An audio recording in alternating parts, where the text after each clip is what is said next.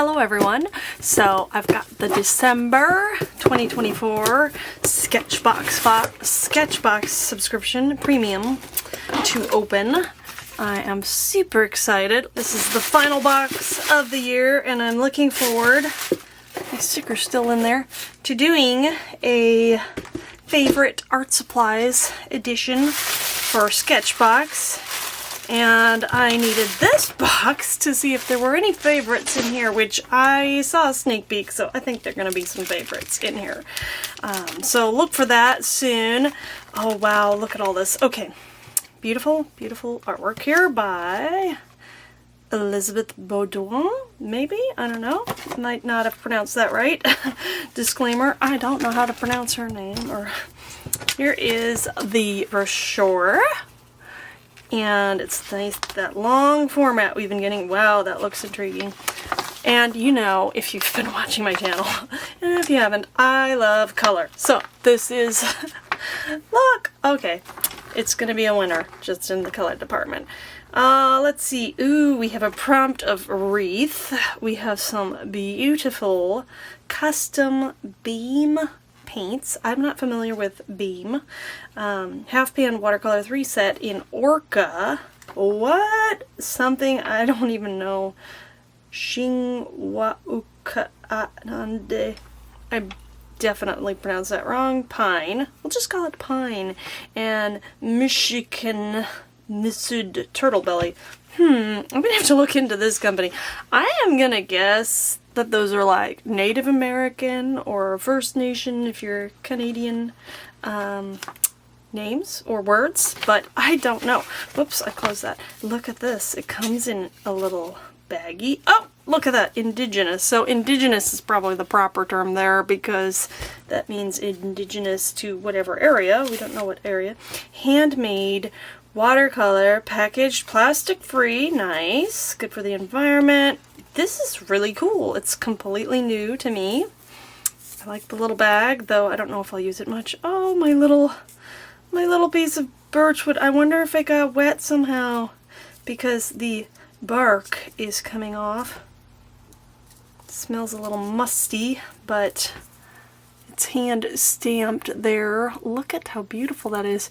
And you know, in my kid-like self, my inner child, shall we say, we had some birch trees across the street from where I used to live, and the bark comes off like this, and I always thought, oh look, paper. You know, you don't even need to, and my kids would play with it and call it paper too. Some fun stuff there. Let's have a close look at the sticker because it's so small it might just disappear. See that there? Looks like some sparkle, paintbrush, and then I'm going to set it aside because it wants to get lost. We will swatch these out, but first we need something to swatch them out on. We have, I closed this, can you see that there? The Hahnemühle sugarcane watercolor paper, which is 4x6, 12 sheets of it in 290 GSM. It's absorbent, sustainable. Maybe that's made from natural papers. Isn't most watercolor paper sustainable? I don't know. Maybe it's in how it's prepared. It's perfect for watercolor and wet media. Let me open this. After taking a very long time getting the plastic off, I noticed on the cover it says 70% sugar cane fiber and 30% cotton rag. Now, I do love 100% cotton. I like how it performs. I wonder if cotton, I don't know, maybe it's harder or not as sustainable to produce. I think it does require a lot of water, but I don't know for sure about that. But maybe sugarcane is just easier, maybe takes less space, but I think that's why it's called that. But I have liked Hahnemühle paper that I've used before, so I'm interested to see this in action. Now, well, they have given us something to swatch out with as well. We have a Winsor & Newton Cotman brush. I'm not sure if I've used the Cotman line brush. I've used the paints. It's a student grade. This is series 111 in a round 4. Oof, tons of sizing on there. Look at that. It's the glue that keeps the bristles nice in transit. I have some water just to my side here, and it's much more supple when you get that glue off of there. So this looks like just it said it's around. I don't like this sticker on here. I'm going to take this off. I almost gave up on that, and I didn't even get it all off. That was a challenge. Oof. All right, and I want to get these. I don't know if these need a little bit of wetting, you know, before they... I have some puddle. That's not really how you're supposed to use this. But, oh, that one's activated. Oh, it's so interesting, the presentation. I don't know, it's kind of gimmicky, but, gimmicky, that's not a nice word, but, I don't think I would necessarily, I think it makes a good gift. I didn't finish that sentence. I don't think I would necessarily want to buy my paints in a piece of wood, particularly, but man, it makes a nice presentation for a gift. And wow, look at this beautiful color, which I am just gonna call pine because, you know, that other word is long and difficult to pronounce for me, so I think it's okay just to call it pine. It's a nice verdant green. That's verdant means green, doesn't it? Vibrant. I think that's what I was wanting to say. Vibrant, lively, bright. Nice. Okay, let's look at Turtle Belly. I'm interested to know more about where these paints, what kind of indigenous, you know, culture these come from, because do they have turtles, you know? Is that why? And do turtles have a belly this color? These are the things going through my head. What a beautiful earthy red color. It's, wow, it's rich. And let's get in. My lights are washing out just a bit. Can you see that better? A lot of pigment, and so far I am liking this paper. It's playing nicely, although I wonder what this is. There might be some fibers there. I'm not sure if I brushed that on or not. Then we have Orca, which doesn't have the indigenous name there, so that's kind of interesting. And what is this color? Very shimmery. This is a metallic. Lots of shimmer jumping off there. Can you see that? Maybe you just see the shimmer there. It is looking like a gray. I'm gonna say it's a gray. A cool-ish gray. I'm not 100% decided. Maybe it's more of a neutral gray, because maybe the shimmer looks kind of bluish, kind of cool, but then the undertone when you wash it out almost looks a little bit on the neutral side, or not warm, not really warm, but yeah, I think these shall play nicely together. I like all three of those colors. What else? I saw this. I do love Daniel Smith, a nice American company of premium artist quality watercolor supplies. Interesting. I think these are, what does it say?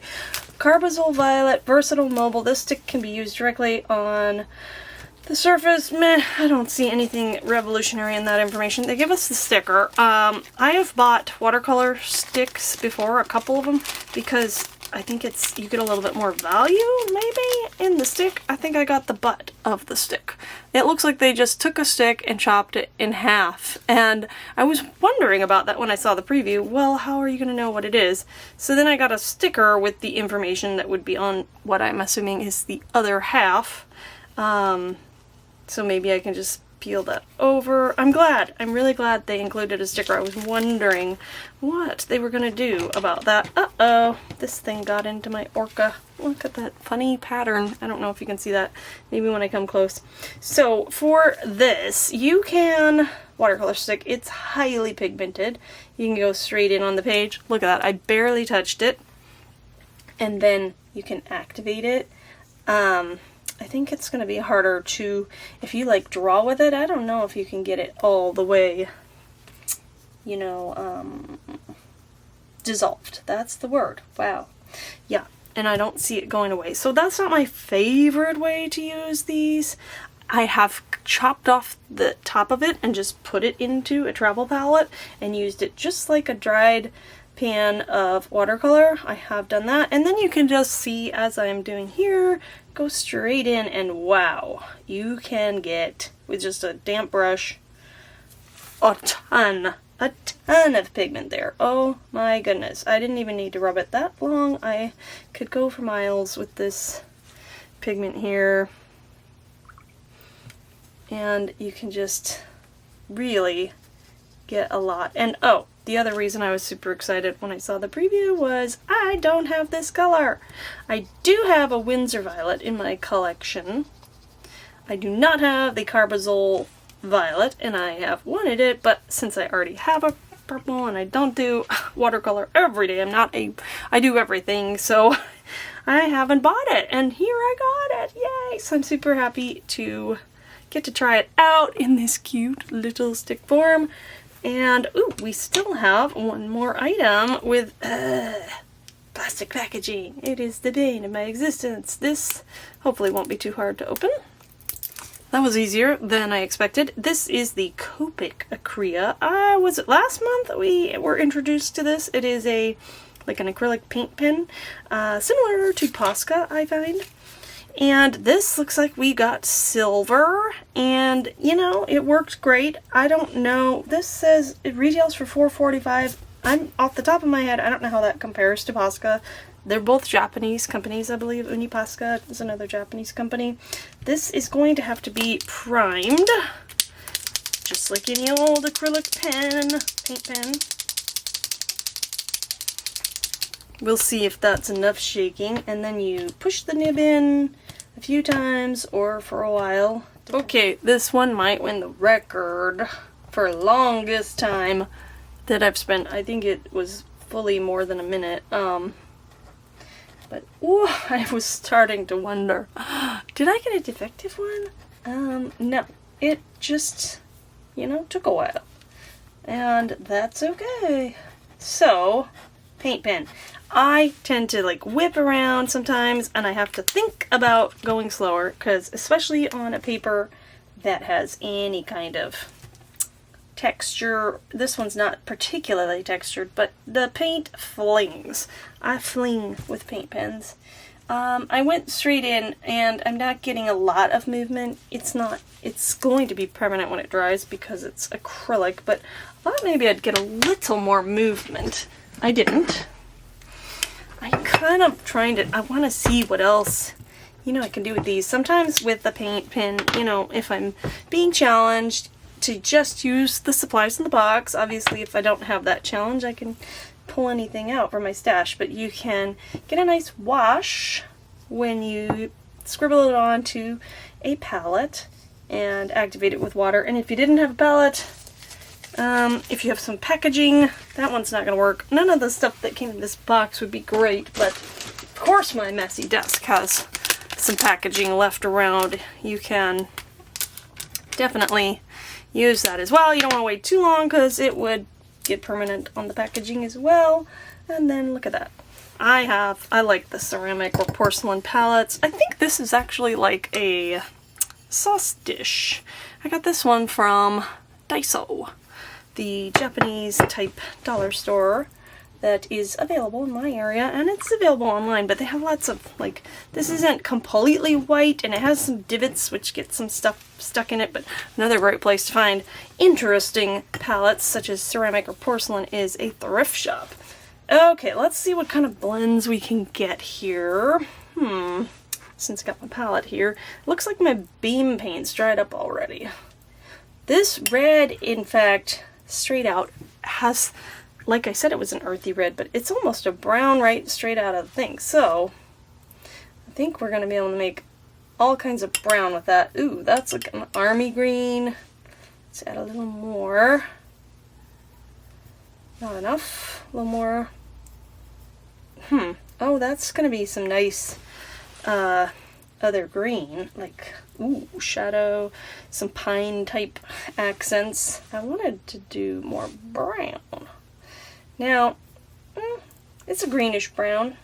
Oh no, wait, on the paper, that looks very brown. Maybe my light was tricking me there.